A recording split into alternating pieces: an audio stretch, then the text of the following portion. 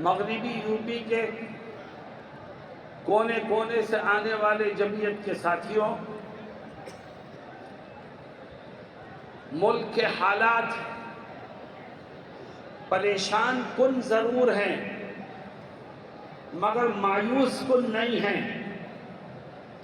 مسلمان جو خدا پر ایمان رکھتا ہے وہ حالات سے مایوس نہیں ہوا کرتا بلکہ حالات کے رخ کو موڑنے کی کوشش کرتا ہے۔ آج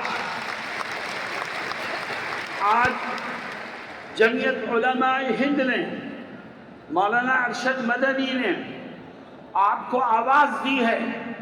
آپ نے اپنے گھروں کو چھوڑا، اپنے کاروبار کو چھوڑا، اپنے آرام کو چھوڑا اور یہاں تک آنے کی زحمت گوارا فرمائی۔ یاد رکھیے، ہم صرف سننے کے لیے جمع نہیں ہوئے ہیں، ہم دیش کے حالات کو بدلنے کے لیے جمع ہوئے ہیں اور ہمیں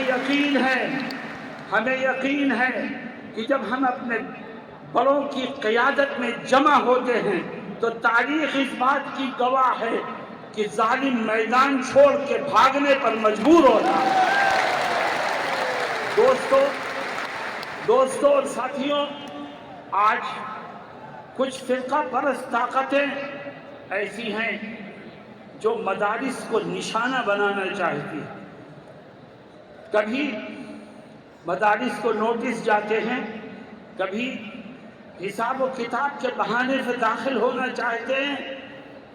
میں کہتا ہوں ان مدارس کو مت چھیڑو، انہیں چلنے دو۔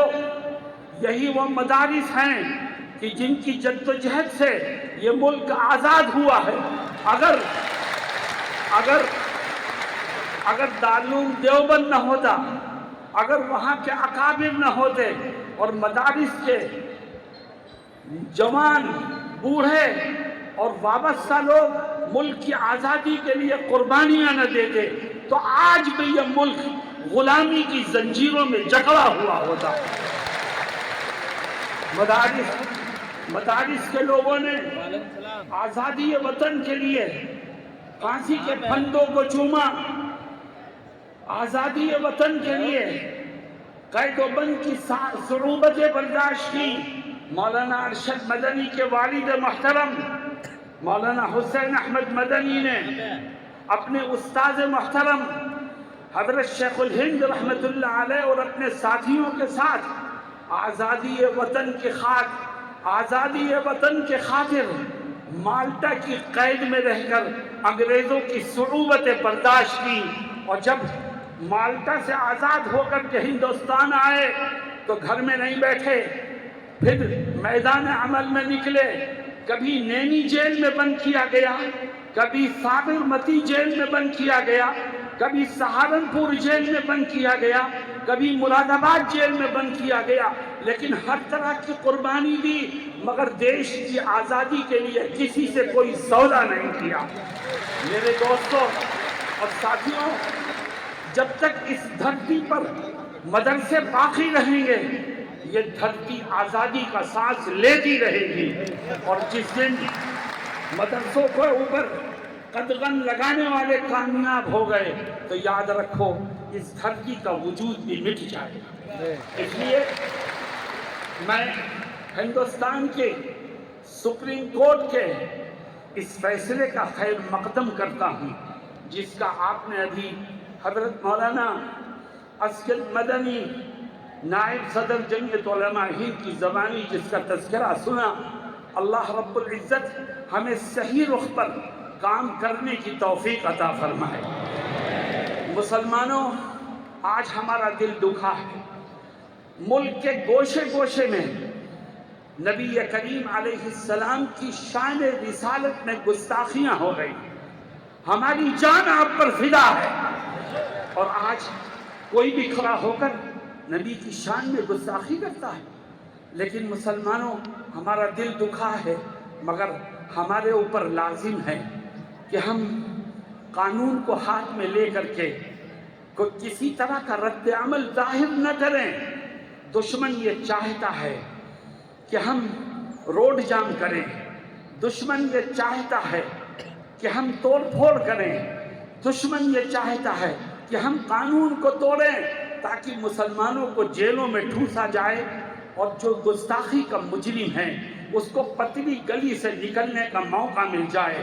آؤ جمعیت علماء آپ کو آواز دیتی ہے، اور کیا کہتی ہے جمعیت؟ میں اس جلسے کی تیاری میں ایک ضلع میں گیا تھا، تو مجھ سے ایک ساتھی نے عجیب بات کہی، کہنے لگے کہ ہمارے ہاں ایک شخص نے نبی کی شان میں گستاخی کی، تو ہمارے پاس انٹیلیجنس کے لوگوں کا فون آتا ہے اور وہ پوچھتے ہیں کہ آپ کیا کر رہے ہیں۔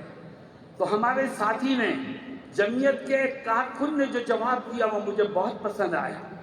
اس نے کہا کہ ہم کچھ نہیں کر رہے، ہم تو ایڈمنسٹریشن کو دیکھ رہے ہیں، اب تو کرنے کا کام اس کا ہے، ہمارا کرنے کا کام نہیں ہے۔ ہم دیکھیں گے آپ مجرم کو پکڑتے ہیں کہ نہیں پکڑتے، ہم دیکھیں گے کہ آپ اس کے اوپر سخت قسم کی دھارا لگاتے ہیں کہ نہیں لگاتے، ہم دیکھیں گے کہ آپ اس کے خلاف صحیح طور پر کارروائی کر رہے ہیں کہ نہیں کر رہے ہیں، اور اگر نہیں کریں گے آپ تو ہم قانونی طور پر ایسے تمام مجرموں کو کیفر کردار تک پہنچانے کی بھرپور کوشش کریں گے اور کرتے رہیں گے، لیکن قانون کے دائرے میں رہ کر کے ہم کریں گے تو ہماری بات میں قوت پیدا ہوگی، ہم اپنے مقصد کو پانے میں کامیاب ہوں گے، اور انشاءاللہ دشمنوں کے دلوں میں ہمارا رعب بیٹھے گا۔ میرے دوستوں اور ساتھیوں، نبی کریم صلی اللہ علیہ وسلم کی تعریف خود اللہ رب العزت نے فرمائی ہے، اور آپ کی شان اللہ کے بعد سب سے بڑی شان ہے۔ اللہ ہمیں آپ کی عزت اور دنیا والوں کو آپ کا احترام کرنا سکھائے۔ یاد رکھو مسلمانوں، اسلام ہمیں اجازت نہیں دیتا کہ ہم کسی کے دھرم گرو کو برا کہیں، اسلام ہمیں اجازت نہیں دیتا کہ ہم کسی کی خدا کی شان میں گستاخی کریں، اسلام ہمیں اجازت نہیں دیتا کہ ہم کسی کی کتاب کے لیے، کسی کی مذہبی کتاب کے لیے کوئی غلط بات اپنی زبان سے نکالیں۔ اللہ قرآن میں کیا کہتا ہے؟ اللہ فرماتا ہے وَلَا تَسُبُّوا الَّذِينَ يَدْعُونَ مِن دُونِ اللَّهِ، اللہ کہتا ہے وہ لوگ جو خدا کے سوا کسی اور کو خدا مانتے ہیں، ان کے باطل خداؤں کو برا مت کہو، اس سے نفرتیں بڑھیں گی، اس سے اختلافات بڑھیں گے، اس سے دوریاں بڑھیں گی۔ تم تو اپنے خدا کا صحیح پرچار کرو، اللہ ان کے دلوں کو پھیر دے گا۔ میرے دوستوں، میں گورنمنٹ آف انڈیا سے یہ درخواست کروں گا اس کنونشن کے مادھیم سے کہ شان رسالت میں گستاخی کرنے والے کو ملک کے کانسٹیٹیوشن میں جو سزا لکھی ہے وہ سزا دیں آپ۔ اگر قانونی سزا ملنے لگے تو کسی دشمن کو زبان کھولنے کی جرأت نہیں ہوگی، اور انشاءاللہ ہمارا یہ دیش امن و امان کا گہوارہ بن جائے گا۔